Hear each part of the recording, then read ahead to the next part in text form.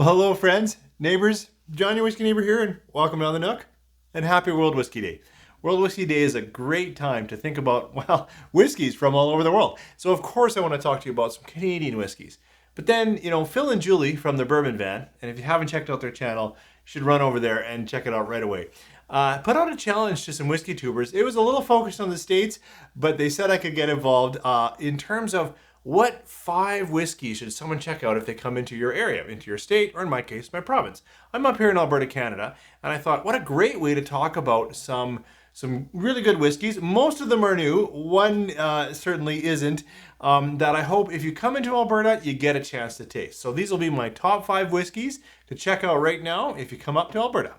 3, 4.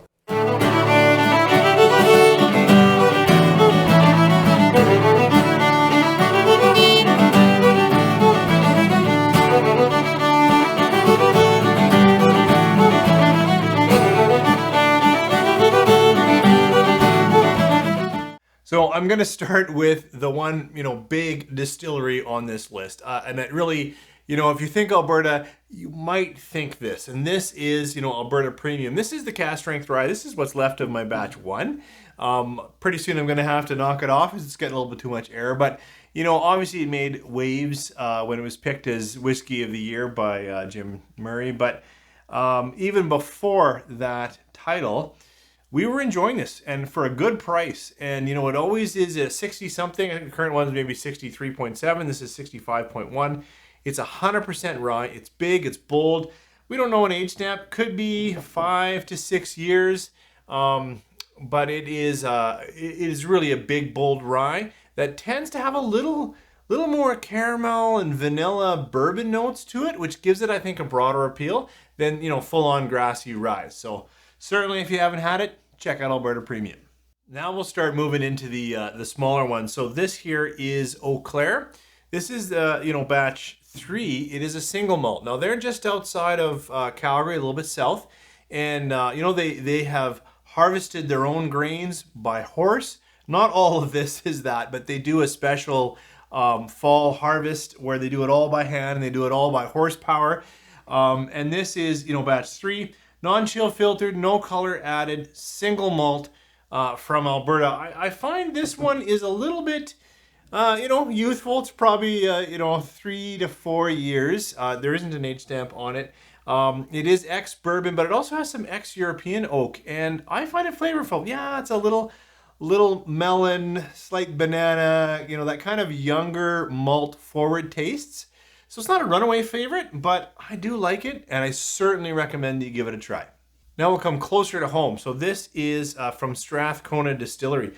This, I think, is a single bottle release for Wine and Beyond. I thought it was anyways.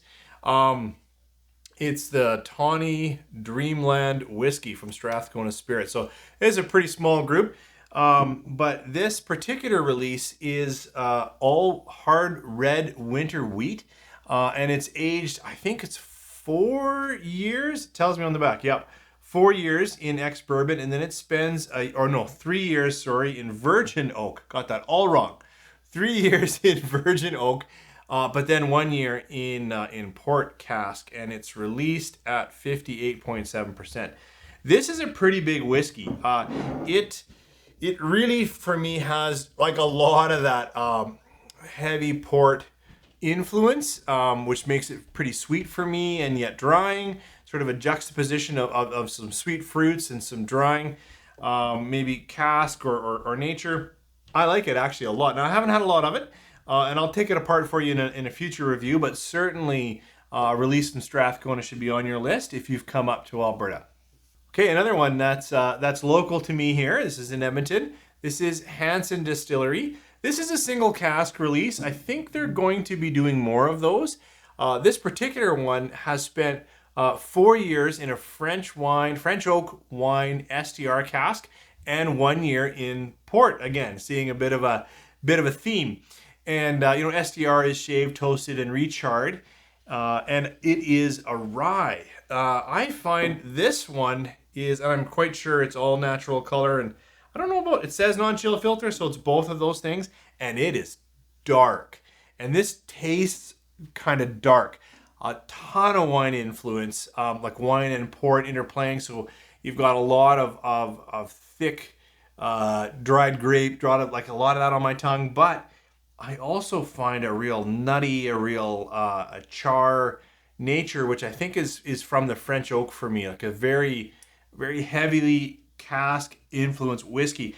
I have to say I think I like their rye, and I again I should review it for you better. Like this is a rye, but this is a very unique single cask. 4 years in French oak and then 1 year in port.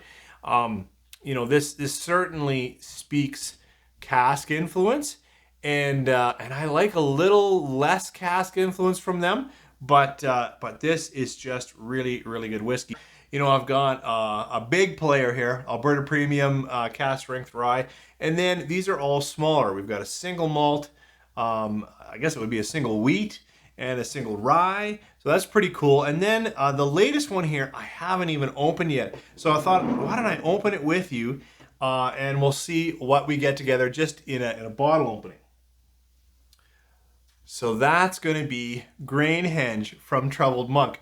And the reason why I want it on this list is I have tried their first release, lucked into it, walked into a keg and cork, and was poured a sample and immediately loved it so much. You get on the list, you say, look, when you release again, I have to get a bottle.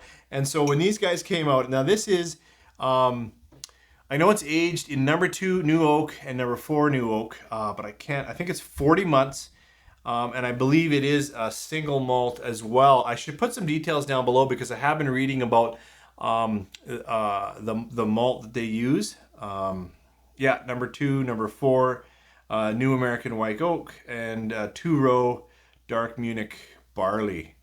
So this is, as I said, Grainhenge from Troubled Monk. And this we're gonna try together. If I can open it. That's it. That's the problem when you open something live, is if you get stuck in the packaging. But we'll give it a try. Oh, that was perfect. Perfect. So this is bigger, right? It is what is it? 58.2%. But I have heard good things. I have not had it, and their first release was a cracker. So just first taste, just first thoughts. Oh, it's actually sweeter than I was expecting. It's got some golden graham crackers, some honey. Yeah, interesting. Very, very light fruit. Yeah, reminding me a little bit of the melon that I was getting here back in the Eau Claire. Let's try it on the palate. Cheers.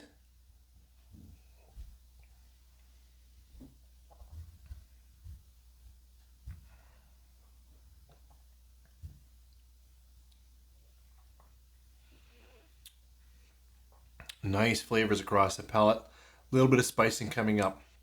But I am definitely getting, that young malt, a little bit of banana, a little bit of light bubblegum almost. There's a creamy nature to it though. Certainly a sweetness, but a, cut orchard fruit, but something sweeter than that. Little, like, I don't know, but a light sweet fruit. This is very, very good. Very good. And, if you come up and you can find something from what do they call it? Because I say Troubled Monk, but I think Grainhenge is how they're putting out their whiskey, and this is from the Elevator Row series. Could be. Anyways, these are all excellent. I know this is a big player, and these are all, of course, for local or smaller distilleries, but they're putting out craft, quality, non-chill filtered, non-colored releases, doing some unique cask work. And I certainly recommend, if you come into Alberta, give any one of these a chance, and I think you'll be impressed. Thanks again, Phil and Julie, for the challenge, and I hope all of you are having just a fantastic World Whiskey Day, where maybe you have a chance to sip your local favorite or try something new from anywhere around the world. You guys take care.